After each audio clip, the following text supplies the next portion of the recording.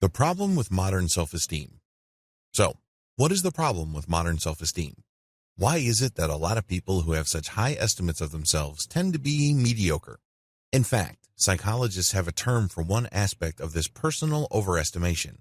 When it comes to our estimate of our ability to get things done and our general effectiveness, a lot of us suffer from the Dunning-Kruger effect. This is a cognitive bias that we have where we think we are superior in certain activities, when it turns out from a purely objective, test-based basis, we suck at them. It is not unusual for people to share their opinions about weighty political and economic issues that they have absolutely no competence in. Whatever conclusion they come up with is obviously going to be defective and useless. However, that does not in any way prevent them from speaking up anyway. The Dunning-Kruger effect doesn't just apply to online message boards, chat rooms, and Facebook comment sections. It applies across the board. We tend to have a cognitive blind spot to the things that we suck at. But this is just a manifestation of the modern focus on exaggerated self-esteem. In fact, a lot of us expect it to be some sort of door prize. It's not unusual for parents to say, "You are special, you are worthy, you are excellent," with absolutely no objective facts to back it up, except, of course, the kids' feelings. The lesson here is these parents are teaching their kids an unmistakable lesson. Your feelings stand in for reality. It doesn't take a rocket scientist to figure out that this is a very dangerous idea. Again, you have all the feelings in the world, and you could feel strongly. You may even be driven by the very best emotions and motivations, but none of that would matter if you can't produce results. I hate to state an obvious truth, but life doesn't reward you just for showing up.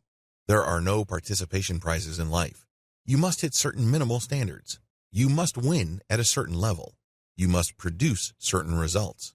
This creates a hollow self-esteem. This type of self-esteem is very brittle. It only takes even the slightest disappointment for one person's self-esteem house of cards to come crashing down. These people can't handle much of a challenge. If things get a bit tough, they're the first to pipe up and complain. They like to whine. If they think that's rough, wait, it gets even worse. Simulated or fake self-esteem leads to an entitlement mentality. I'm sure you already know that life is not fair. I'm sure you've already gotten the memo that life can often be chaotic. You may have all the best laid plans in the world, but the world just has a way of throwing those plans in the air. You may have everything mapped out, but suddenly something unforeseen happens. That's the way life is. It's chaotic, it's unpredictable, it's rough, and it's unfair. In fact, it can be quite random.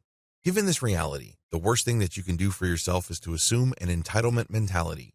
You show up and you expect things to be fair, easy, convenient, and comfortable. What do you think you're setting yourself up for?